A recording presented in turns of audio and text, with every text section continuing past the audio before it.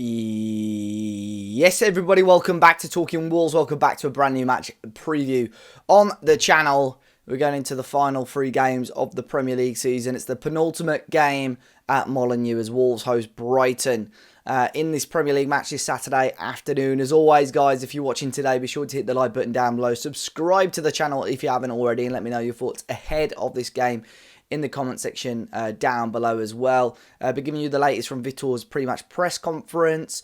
Obviously, we'll have my thoughts, predicted lineup, and we'll get the opposition perspective later on in the video as well. Before we kick off, though, guys, let's go and check out our channel partners over at BetMate. Fantastic to welcome BetMate back onto the channel. This weekend, there is a free Talking Wolves exclusive pot that you guys can get involved in. It's free to sign up, it's free to enter, and you can get involved in the £100 prize pot. All you have to do is answer 5 questions about Saturday's game against Brighton, who you think will win, how many goals you'll think there'll be, a goal scorer, somebody to get carded, and obviously you get points based on your answers. So hopefully we'll see as many of you as we can in there. You also get 5 entries, so there's just not one entry. You can do this 5 times. So if you want a few wacky guesses, if you want to cover your back on all bases, really, you're very welcome to do so. So a link to join is in the top of the description down below alongside the code. Any problems with that, do let me know. And maybe even if you want to check out some of their other games, chuck a fiver on this weekend, be sure to go and do that as well. But guys, yes, Brighton coming to Molineux. Of course, we look at the reverse fixture as well, a 2-2 draw at the Amex last time out, a job that arguably at the time kept Gary O'Neill in a job. If you remember, Wolves were 2-0 down, pretty much down and out, got themselves back in the game late on, and then you remember the graphic of Tommy Doyle. There's a 4-on-1 or 5-on-1, and Tommy Doyle in a David versus Goliath type encounter wins that, and we go down the other end and score, and it was a crucial point for Wolves in the end at the time, and a real, fantastic ending to a Premier League match. But interesting now, our season is pretty much done, but judging by Vitor Pereira's comments, he still wants to be winning games, which we knew anyway. We knew that the sort of idea and attitude that he had was that he didn't want Wolves players to be on the beach as such. But Brighton have still got things to fight for. They're still very much in the Europa Conference League race. They're up against a few decent teams to try and get that last spot in the European places. So this is going to be a tough game. We've had tough games against Brighton overall. They've given us some real tough tasks. We've struggled against them. I'm sure you'll see some of the stats popping up at the bottom of the screen, and our form against Brighton isn't fantastic, to be completely honest. I do always remember Mitoma giving Nelson Semedo some nightmares right in front of me in the South Bank a couple of years ago, and Mitoma is fit to start as well, so we'll see him, I'm sure, at Molineux tomorrow as well. But in regards to his pre-match press conference, Vitor in high spirits as per usual, and I really like what he's saying about the city of Wolverhampton. He wants to bring joy, he wants to bring success to Wolverhampton Wanderers, and again he says he wants to create something special. He wants to create a piece of art with this football club, and I really like that. I'm really, really excited, and I think he will be backed. I've got Fosun have let us down a lot over the last few years, but I've got a sneaky feeling he'll be backed properly. I think they'll probably be saying to him, and he said it himself as well, he doesn't, obviously it's nice to see some of our fringe players play, but he still wants to play the strongest team possible. He wants players to deserve the chance to be playing for this football team, and ultimately there's still quite a lot of money we could finish anywhere between 12th and 17th.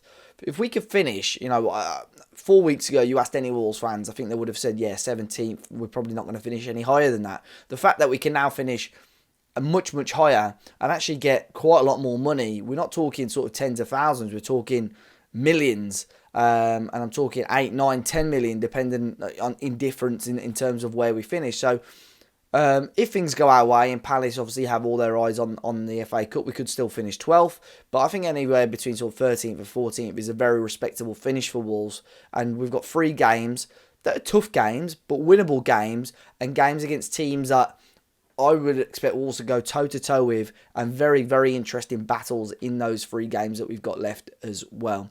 In terms of team news, it was 2 players really that Vitor mentioned as being slight doubts. Jürgen Strand Larsen and Hwang Ki-chan both back in training, but he still seems to have little doubts about them.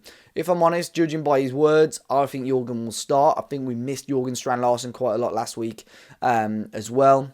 I believe on some of the training videos and pictures, Jan-Rik Bellegarde wasn't around much. So maybe Jurgen will come straight back in for him. And that's what I'm going to show you now in my predicted lineup. And I think that's exactly how it's going to be. I think it'll be Jose Sarr in goal. Semedo and Ait Nouri as the wing backs. We've got Agbadou, Totti and Doc as our back three. Andre João Gomez in the middle. And then a front three of Marshall Monetzi, Mateus Cunha and Jurgen Strand-Larsen. But back at Molineux again. Unfortunately, I'm not going to be there. I've got a stag do this weekend, but obviously I'll be keeping a close eye on it and I'll watch it back on Sunday afternoon probably and before the podcast. But I genuinely hate missing games. I'm not going to be watching it live. I'll probably be able to watch the highlights. But yeah, I'm really hoping the lads can get the job done. At Molineux, we've won the last three. We're in good form right now. I'm really hoping that we can continue the strong form and momentum that we've had, even with the slight blip of the Man City result this time last week. But I'm hoping and I believe that Wolves can, bounce back and have a real reaction against a Brighton team who have only won 1 in 7, by the way. Their form and consistency has been all over the place, really. So it's a big chance for Wolves to take advantage of that. But it was great earlier this week to speak to Ryan, who's a massive Brighton fan and content creator, to get his thoughts on the season, why some people are throwing question marks towards Fabian Hürzeler already, and what his thoughts are going into this game. So then, Ryan, thank you very much for jumping back on Talking Wolves. Going to be an interesting matchup, which we'll discuss. But how have you been keeping? Yeah, I've been all right, mate. I've been all right. Off the football side of things, I've been great because this football club's been making me very, very stressed over the last 6 months. But I feel like I've aged in terms of watching Brighton this season. It's been such an up and down year where there's been no sort of linear line of where we're at. It's literally just like this every single week. Hürzeler in, Hürzeler out, change everything.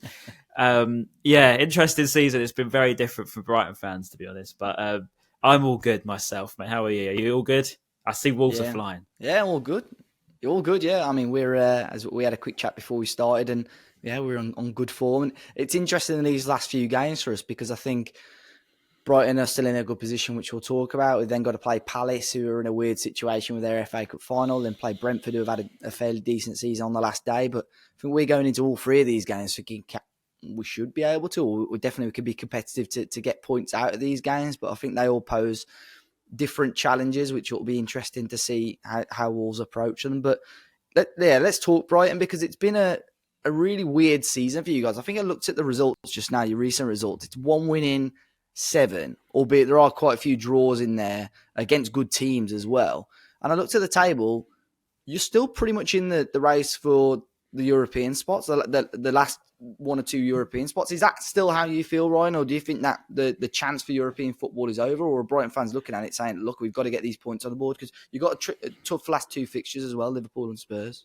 Yeah, no, I think Wolves are very tough game as well. I'm not just saying that because I'm on here. I've raved about Vitor Pereira since I think his opening interview that he had with you guys. It was the aura of that man. I thought, do you know what? This could be.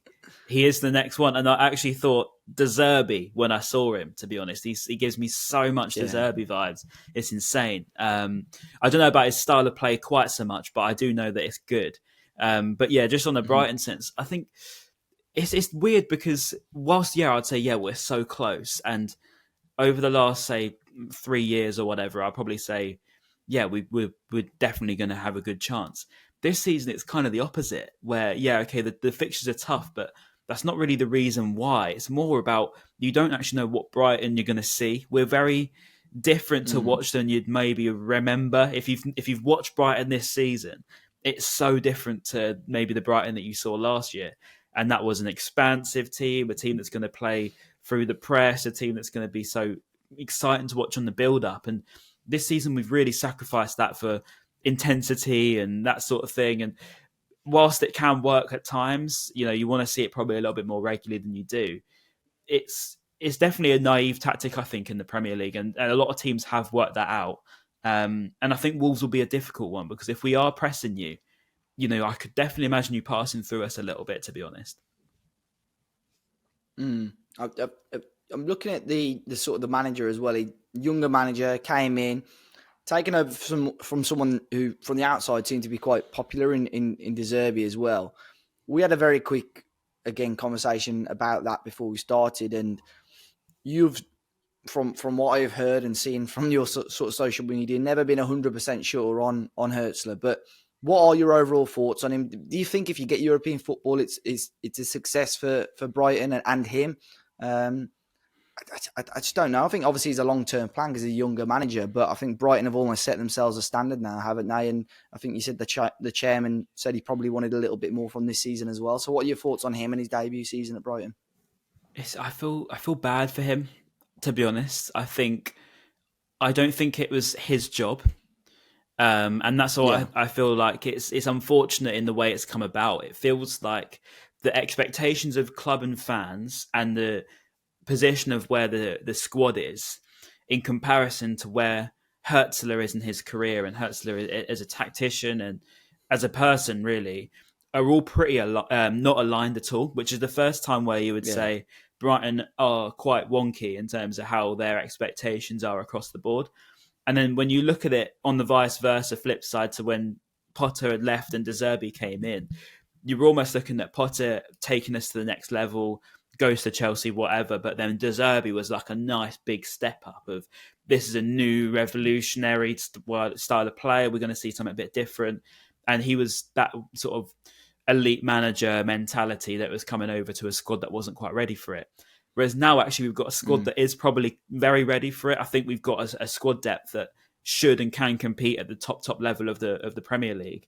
But actually, the manager, not to his discredit as such, but probably just isn't quite ready to take over that reign and take them to that next level. And I think that's where you've seen quite a lot of naivety, a lot of inexperience, and it's been quite an unfortunate turn of events for him, I would say. And I do feel bad for him in that sense, but. Yeah, at the same time, I'm a fan. As much as I'd love to back everybody at the club, I'm a fan and I want to see us competing. And I understand that Mitoma could go, Joao Pedro could go, Jorginho could go, Baleba could go. And you only got a short time span with these sort of quality players, and you want to get the best out of them.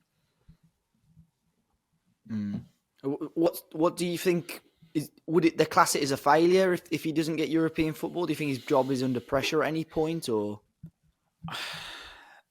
See, I feel like we sound like Big Six fans saying, I demand this, I want this, and this, if it's not, it's a failure. Because I feel like, particularly Tony Bloom, but also me, to be honest, I look past results and I'll look at performance, because I think performance is more foreseeable in the long run. Say we got Europe, right? I would be buzzing. But at the same time, I'd think, God, we could get found out in the long run because our performances aren't great. You know, we need that to be polished. So as much as, it would be a success, it would be great for him to get that in his first year. On the outside, blank canvas, that just black and white looks great. But when you analyse the performance and think, is that going to be sustainable next season? That's where my grey area is, to be honest. And I know for a fact that Tony Bloom operates in the same way. And that's why it will be interesting. You know, will we start getting called entitled if something were to change in the summer or at the beginning of next season, when Brighton, who do they think they are, changing managers, getting Europe? But at the same time, when you look at the performances and you could see how good the squad could be, and that ticking time bomb of them potentially even down the line, you want to get the best out of it and maximise everything, to me. So not a failure, but for performances, I would say yes, probably on that side of the fence. Yeah, it will be interesting, I think, because Brighton have got, I mean, you'll probably know more than I do in terms of things they've got wrong, but from the outside, Brighton have seemed to get quite a lot of things right. So I think it would be very interesting if you were to get European football, for argument's sake, and Tony Bloom or whoever identifies that there is a better head coach or better manager out there. I have no doubt that they'd probably move Hertzler on to I love Pereira if you want, for your best price. I'm interested. I mean, he's only got 1 year left on his deal. It said that Wolves are going to try and get him down to a new deal. It would be interesting. I just don't know with him, because I suppose that we had it with Nuno, I suppose, but I just never, Wolves have felt that would our manager be sort of in demand as such. There were whispers under Gary O'Neill, and I think in hindsight now I was never that convinced in regards to those whispers linking in with the England job. Sorry, he was never ever going to be going to United or Liverpool that fast.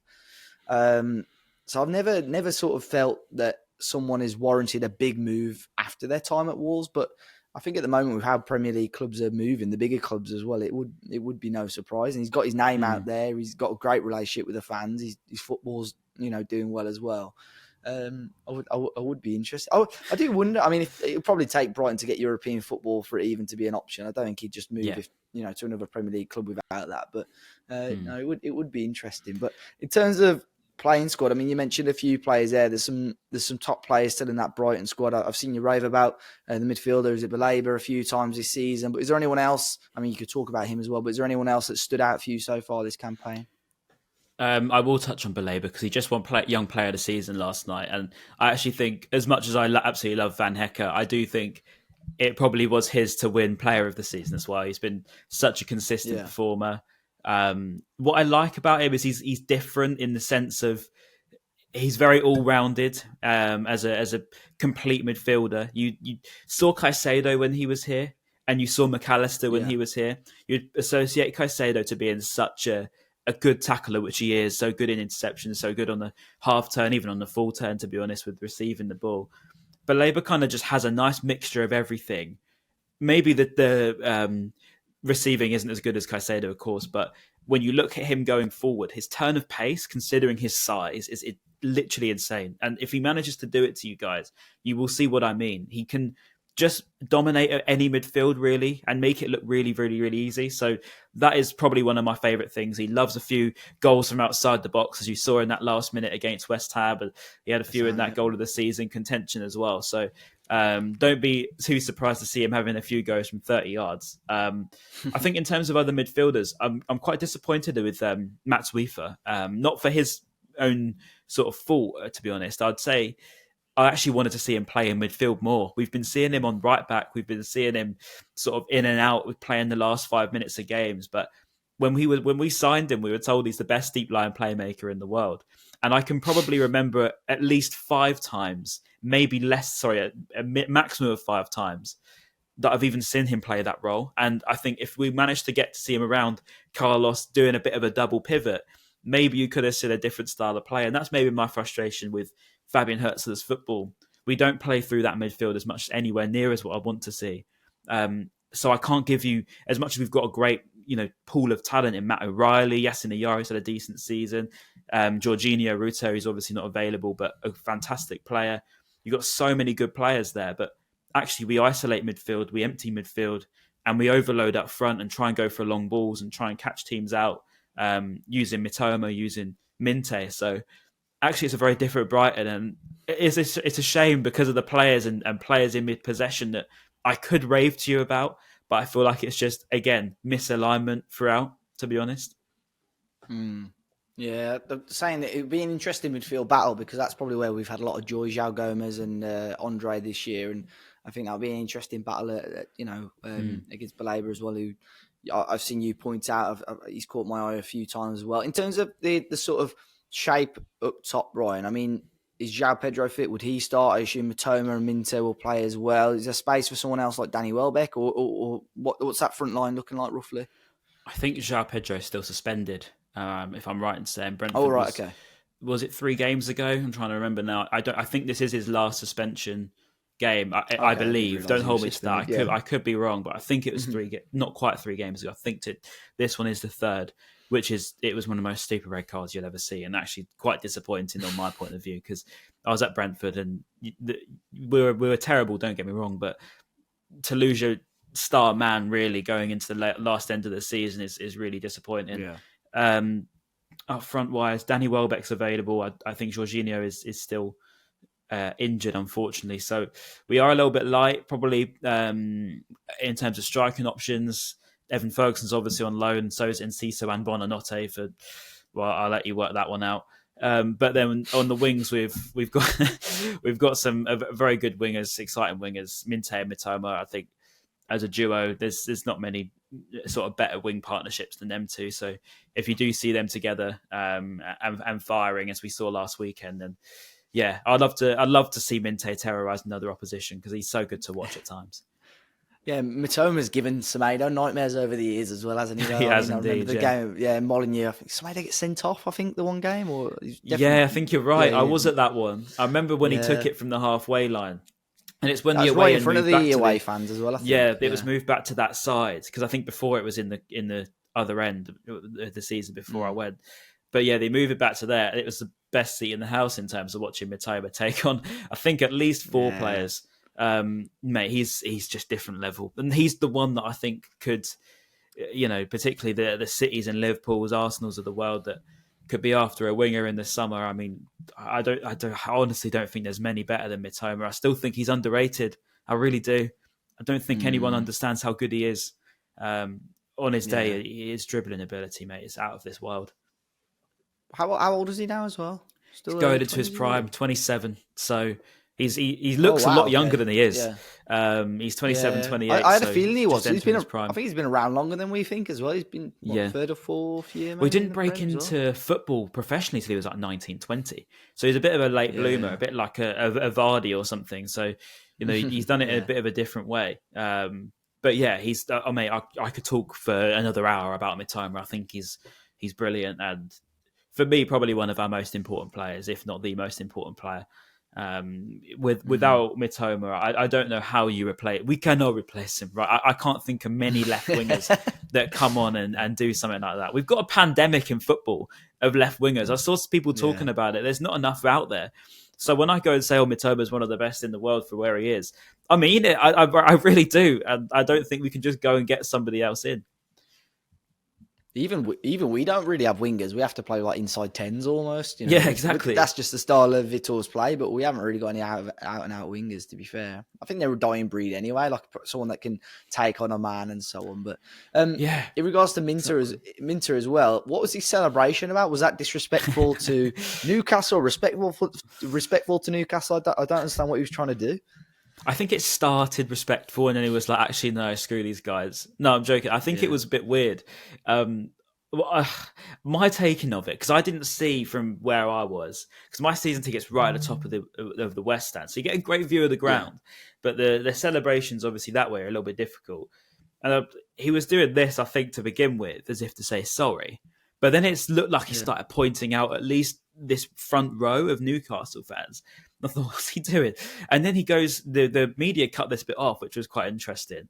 But he starts patting the badge like this, the Brighton I saw badge. that bit as well, yeah. And he goes up to the West Stand and he just starts going like this the whole way back across to his own half, just patting the badge and doing this and kissing it and getting all the fans like this. I was like, fair enough, right? He's definitely not holding back against them. So everyone's taking it as though he was being not celebrating against Newcastle. But he had an interview actually a week before that. He said that he's he loves Brighton. He's found his home now, and he feels like he's finally settling in because he obviously went on loan from Newcastle and didn't get a chance. So yeah, I guess that what he was saying, maybe I'm here now, and I didn't want to leave, but I'm here now, and maybe the gauge I get from it, I guess, I don't know. Yeah, that's probably about right, isn't it? I would say, and yeah, maybe. Well, like you mentioned, Mitoma into players to watch out for on Saturday. Is there any Wolves players that are sticking out for you, Ryan, that you think could cause you guys some problems?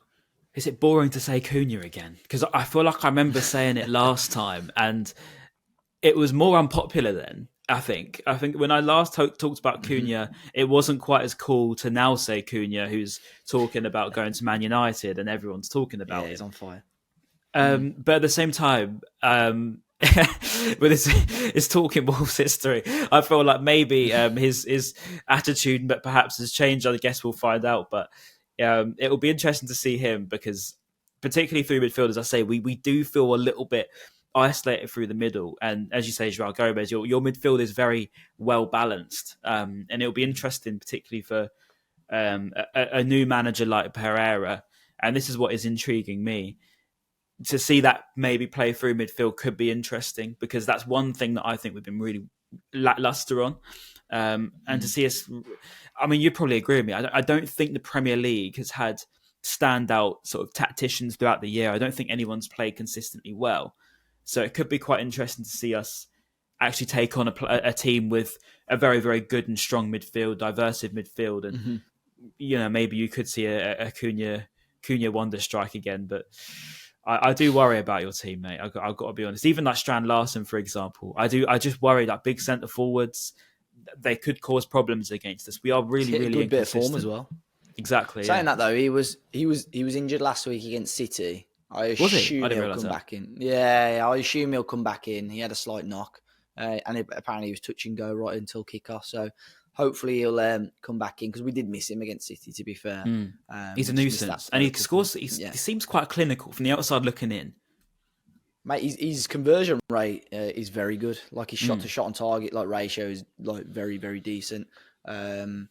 I think he's quite an underrated striker. I think it'll be interesting to see how he gets on next season. But for a debut season, he's already matched, I think, what Jimenez got in his debut season at Wolves. So fingers crossed, it's good things. And I am interested by this battle, Ryan, because Wolves were on a really nice unbeaten run until we played City, and I think Wolves fans are really. Although we're safe, it's not like we're on the beach. Wolves fans really want to continue strong form and get some more points on the board before the end of the season. But if I had to trouble you for a score prediction, obviously you're fighting for still maybe to late push into the European places. Score prediction, what are you thinking? Yeah, I've got to be honest, mate. I am worried. I can't come here and say I think we're going to lose because it's just it seems like what's the point of getting this idiot on? But at the same time, I do think it'll be a very tough game. If we do come away with a win, I think it will be a little bit more backs to the wall. As we saw against Newcastle, we tried to go a little bit more conservative. It didn't work in the end. They did end up scoring. So maybe a low scoring 1-1 draw. But I think if we were to be honest with ourselves, I think Wolves could cause us some damage. But it will be interesting because I do believe that if we lose this game, I think it could be probably detrimental towards the last 2 games of the season where Bournemouth, Brentford are breaking away from us potentially. So I think we have to go and try and win this game, to be honest. But I feel like it will be a draw. It'll be interesting as well. I do think it'll be a close game as well. It'll be interesting the final game. You got Spurs. Probably, well, I mean, we'll know by the end of today. We're recording. That's our guaranteed win. yeah. But yeah, they'll probably have their eye on the Europa League, I think. Or was it the Europa League final before? Yeah, Europa. Oh, I don't know actually. Because they got this Villa game moved, didn't they? So I don't know. Yeah, Villa games. So maybe it's after that game. But yeah, it'll be interesting. It'll be a weird Spurs team anyway. Let's say, and then obviously you got Liverpool in between, who now they've won the title may have their we're hitting the 2 teams at a good time. To be fair, and I do get that, but for me, I feel like we're constantly looking over our shoulders at other sides, and I don't like it. I don't like this whole. I'm looking at Brentford all relying the time. on other results. You shouldn't have to be doing that every single week and thinking, please Brentford drop points. So I've started saying, no, do you know what? I don't care what they do because it's our problem. We went to Brentford and lost that game in a terrible way. Yeah. We can't then start being annoyed at Brentford for winning games because we could have stopped them and didn't. So it's our thing to take control of. It's funny that's all we probably from January to March. That's all we did every weekend. Is like have Ipswich won, have Leicester won, and now you look at the Premier League table. I think we're 20 points clear of Ipswich now. Is it? I think mad. 41. 19 points clear of Ipswich now, which is mad really because we that's all we had to do. Oh no, Ipswich have won or Leicester have dropped points, and it's mad how quick things change. Very quickly, I was going to ask as well. Enciso, obviously out on loan. Is he at Ipswich. Leicester? Was it Ipswich? Sorry. What do you think of him going into next season? Is he a player Brighton are going to keep, or do you think he'll move on? Because I've seen a few Wolves fans thinking, he'd be quite an interesting player if we were able to get hold of him, because he's actually a sort of player that would fits the role that Wolves are looking for this summer. Do you know what? I'd love to do a great trade deal with you here. Okay, go on. I'll give you Enciso, and I'll take your manager on the way out. But no, I think Enciso is. I feel for him in a weird way, because I think he got famous too quickly for his trajectory was too fast. He won that whole goal of the season thing at City, and that was unbelievable. Yeah. But it actually set this unrealistic expectation, and I think he almost bought into his own hype too quickly, and he actually just had the ego of Ronaldo when he was still, the young Paraguayan kid that's just come over from the Paraguayan league, and you're thinking just take your time. And then maybe he got a little bit carried away, and all of a sudden he's just shooting from 30 yards every game, and it just became not worth it. So he went on loan, and I do think it's done him good. He has got a much better return at Ipswich than he was having here. I think he's a great player. I think his ceiling is so high. The question is just on his mentality. If he does level that out a bit, I think he'll be fine. But whether that'll be here, I'm not entirely convinced the club will want him back in terms of how it went about. But I don't know that. I'm just sort of guessing. But it does feel a little bit like, well, there's little interest in him coming back, whereas Facundo was a little bit more loved perhaps in terms of coming back. But I don't know. We'll see what happens. But potentially Wolves, he's a great player. Saw the goal the other week against was it Ipswich against, was it you guys? Who was he playing against? No, it wasn't against us. Scored a worldie. Yeah, they drew 2-2, didn't it? Was it Everton? I think it was Everton, wasn't it? Maybe it was Everton. Everton. Yeah. No, I think both players from the outside looking in, they both had fairly productive loan spells. I think Buonanotte as well. So it'll be interesting. Phil Buonanotte, he fell out of Rude Van Nistelrooy, so he's just basically had no game time. It's another one of them weird loans where we're struggling in terms of numbers. We've got injuries. We loan out two of our most exciting young players, and one of them's fallen out of the manager. And Ferguson, we've got no strikers. We've loaned out Ferguson. It's annoying that you can't terminate it, I suppose. Like, it's really it makes no sense. Sort of weird, but it's frustrating. But I mean, like you say, you got still lots to look forward to. Players coming back, and I'm sure for both teams, it's going to be an interesting summer as well for one reason or another. Where can people find you and your content, though, Ryan, if they wish? Well, I'll strictly tell you not to follow Talk Seagulls, because that'd just be weird if you're a Wolves fan following a Brighton page. So don't bother doing that. If you do that, you're a bit strange. But follow TSR Football on Instagram or me on Twitter. It's just Ryan. It was meant to be Ryan TSR, but I had to put an extra R at the end because it was taken. So it's just so annoying. But follow that if you want. Or don't. It's up to you. But thank you for having me on, Dave. I really appreciate it, mate. As always. My pleasure. And as always, after Saturday, mate, best of luck for the rest of the season. And it'll be interesting to see if Brighton can make those European places again. Legend. We'll see what happens. Thank you, mate.